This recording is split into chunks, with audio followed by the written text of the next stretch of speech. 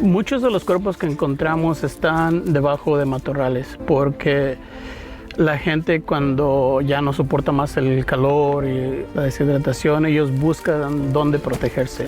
Se desmayan o se quedan dormidos y ya nunca despiertan. El cuerpo muchas veces no tiene tiempo de descomponerse y antes de que comience el proceso de descomposición se reseca por el calor. Entonces varios de los cuerpos que encontramos están momificados prácticamente. El olor es tan fuerte que cuando lo respiras te corta la respiración.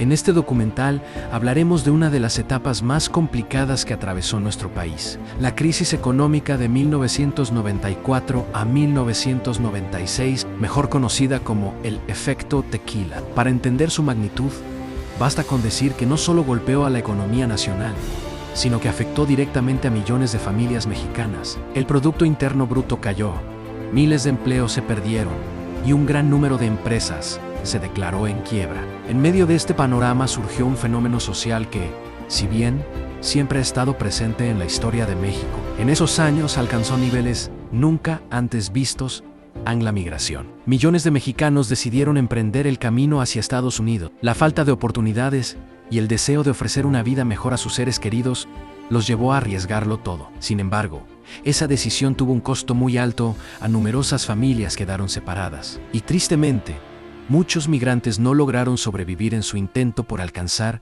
el tan anhelado sueño americano. Cada pérdida fue un golpe doloroso para quienes se quedaron en México. La crisis no solo se reflejó en números y estadísticas, también se tradujo en mesas vacías, en despedidas interminables y en la ausencia de padres, hijos o hermanos que partieron sin regreso. Por otro lado, quienes consiguieron cruzar y establecerse en el vecino país del norte, encontraron un beneficio inesperado en el alto valor del dólar en México. Gracias a las remesas, miles de familias lograron salir adelante, cubrir sus necesidades básicas e incluso construir un patrimonio. Sin esas ayudas, muchos hogares no habrían tenido la posibilidad de sobrevivir a la crisis. Esto nos deja preguntas inevitables. ¿Qué habría pasado si nunca hubiera ocurrido el efecto tequila? ¿Cuántos hogares se habrían mantenido unidos? ¿Qué patrimonio tendrían hoy las familias mexicanas? ¿Sería mayor o menor? Son cuestiones que probablemente nunca tendrán respuesta definitiva. Lo cierto es que aquella crisis marcó a toda una generación, de manera directa o indirecta, y su huella permanece viva en la memoria colectiva de México, debido a que sabemos que los acontecimientos ocurridos durante esta época fueron de gran impacto para todas las familias mexicanas. Como trabajo de investigación, llevamos a cabo una serie de entrevistas a un grupo de personas, para que pudieran contarnos más a detalle y desde la perspectiva de cada una de ellas, cómo fue que lo vivieron. ¿Y de casualidad usted tendrá algún pariente o amigo cercano que a causa de la devaluación del peso haya emigrado a Estados Unidos o algo así para solventar a su familia o solventarse él económicamente? Tengo varios amigos que se fueron para allá, supuestamente para el sueño americano, para tener una mejor vida y mandarle a sus familias, porque sí, todos estaban devastados por la falta de los dineros y eso, por la devaluación del peso, la verdad. ¿Y usted cómo se sintió emocionalmente a causa de que sus amigos cercanos se emigraron para Estados Unidos a falta del dinero? No, pues muy triste, y aparte a veces hasta me ponía a chillar porque pues la verdad fue muy triste, la verdad, la situación. Y ver a sus familias también así, pues decaídas. Y económicamente hablando, ¿usted cree o notó alguna mejoría en sus familiares de las personas que emigraron gracias a que ellos emigraron para obtener ganancias económicas? Sí, claro que sí. Fue una buena opción lo que hicieron, porque le mandaban dinero allá a sus familias. Sus familias de por sí, cuando se fueron, pues estaban tristes, pero ya cuando estaban ellos allá, estuvieron apoyando a sus familias y ya las familias pues ya más tranquilas, ya no estaban tan tristes porque estaban apoyándolos por lo que estaban ganando allá en Estados Unidos. Claro, entonces que las personas que hayan emigrado, ¿usted notó que sí mejoró su situación económica gracias a eso? Gracias a eso, claro que sí, mejoró su situación económica de ellos allá, porque empezaron a trabajarlo luego en cuanto llegaron allá y varios pues se notó que sí, un cambio muy drástico, muy bueno para ellos pues. Okay. Muchas gracias. Oiga, ¿y usted por qué no se fue cuando vino esta crisis del 94? Mire, yo no me fui porque tenía a mi marido malo, mis hijos chiquitos, y pues no quería dejarlos en ese entonces, porque ¿quién me los iba a atender, oiga? Entiendo. Pero dice que parte de su familia sí se fue, ¿verdad? Sí, claro que sí, como le vuelvo a decir, se fueron tíos, se fueron hermanos de mi marido, se fueron vecinos, se animaron a irse y se fueron a Estados Unidos, que porque allá pues había más trabajo que aquí en México, aquí ya no podían mantener a la familia y decían pues que al menos allá de peones acababan por mandar más dinero de acuerdo al día que se ganara, que ganaran allá.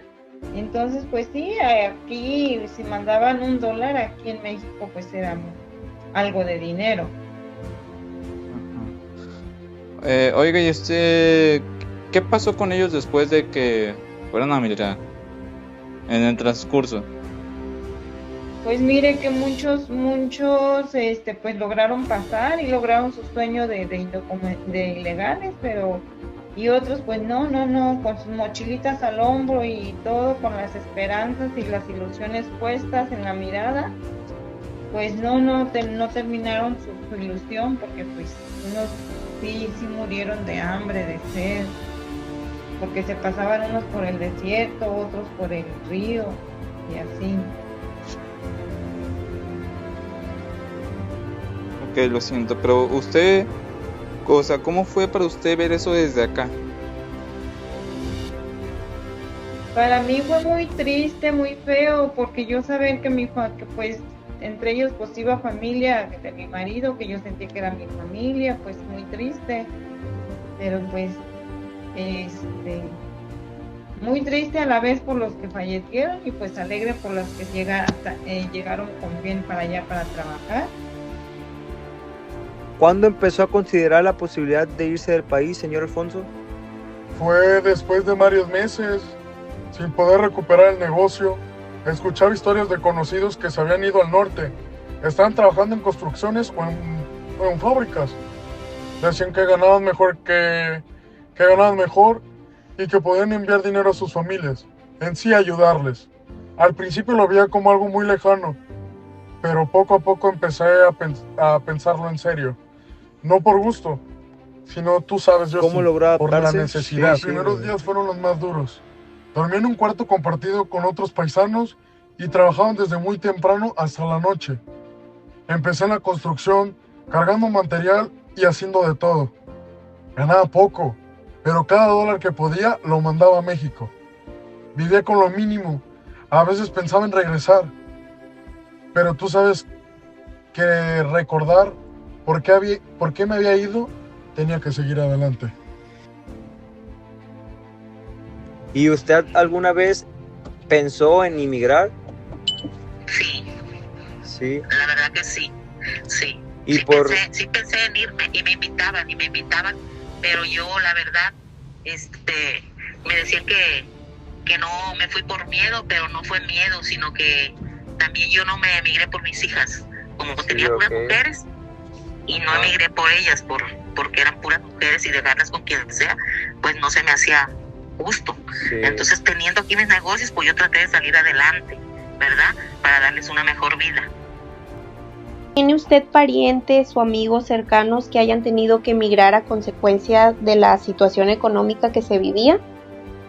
Sí, tengo amigos y incluso parientes, un hermano que tuvo que emigrar debido a la deuda.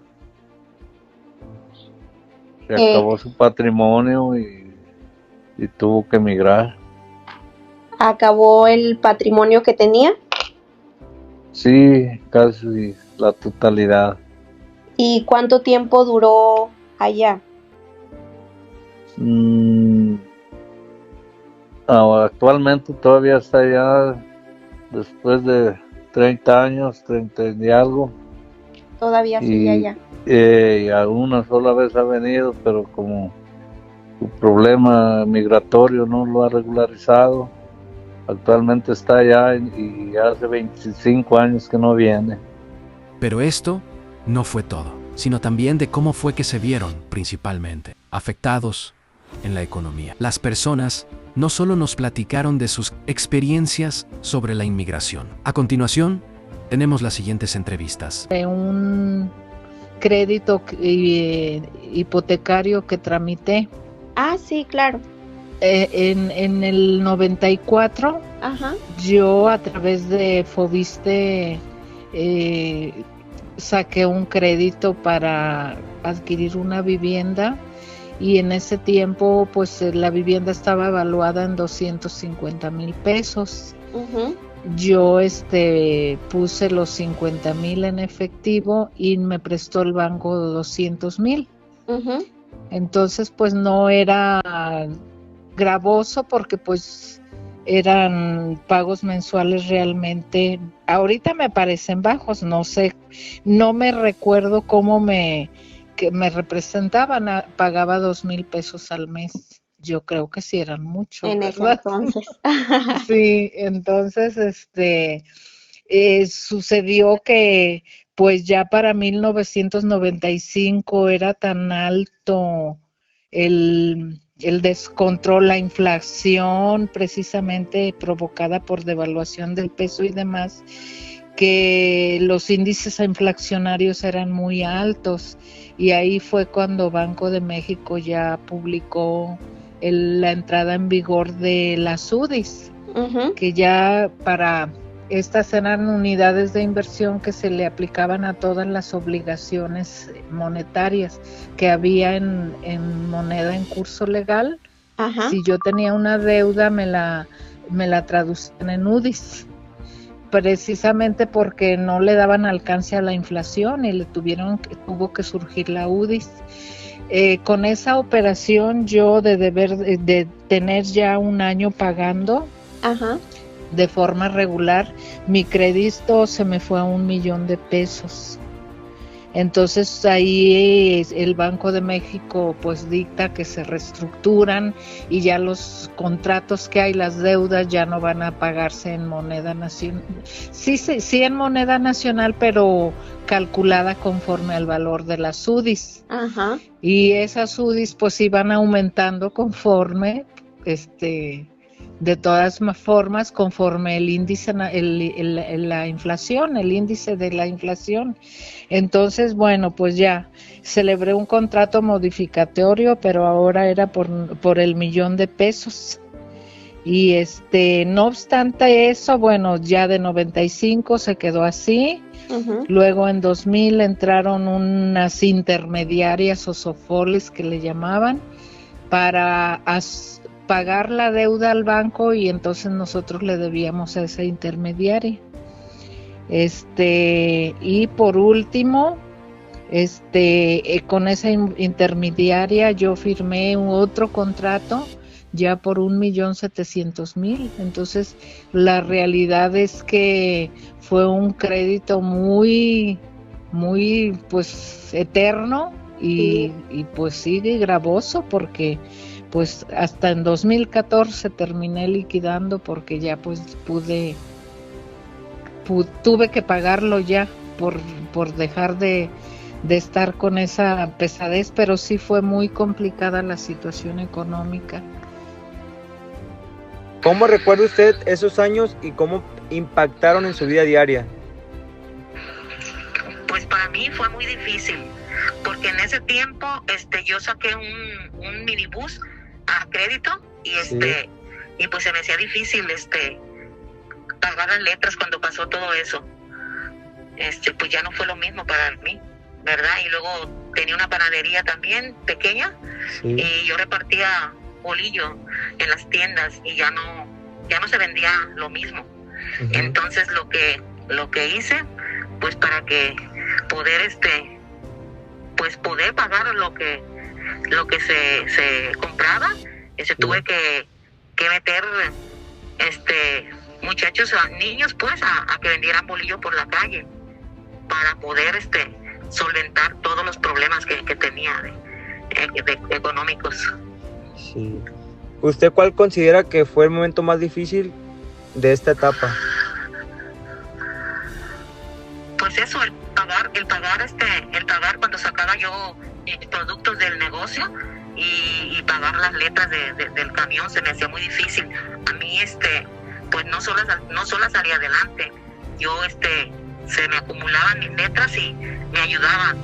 Una hermana me ayudaba a pagarlas, porque sí fue muy difícil. Y a duras penas salí adelante. ¿Qué tanto afectó la devaluación del peso? Muchísimo, fue la principal causa. ¿Por qué considera esto? ¿En qué fue lo primero que empezaron a notar? Es debido a las devaluaciones, creció mucho la inflación y en esas épocas trabajábamos con créditos bancarios. Uh-huh. Y subieron mucho, la tasa de interés subió extremadamente mucho, y no pudimos soportar esos intereses. Ya no se podían solventar. No, ya no podíamos solventar los pagos porque los intereses subieron muchísimo y ya nuestras deudas eran impagables, a extremo que tuvimos que vender lo que teníamos para pagar al banco. Entonces, ¿cambió su manera de manejar el dinero o ver la economía a raíz de esta crisis? ¿Hubo cambios que tuvieran que hacer?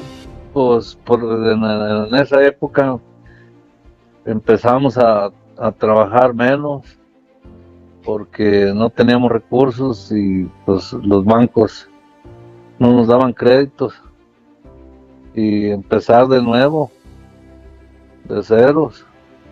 Estas fueron algunas de las historias que pudimos encontrar y conocer, gracias a las experiencias que cada una de las personas entrevistadas estuvo dispuesta a aportar. Como vemos, encontramos distintas vivencias, pero todas con algo en común. Lo recuerdan como algo que de alguna u otra manera marcó sus vidas para siempre.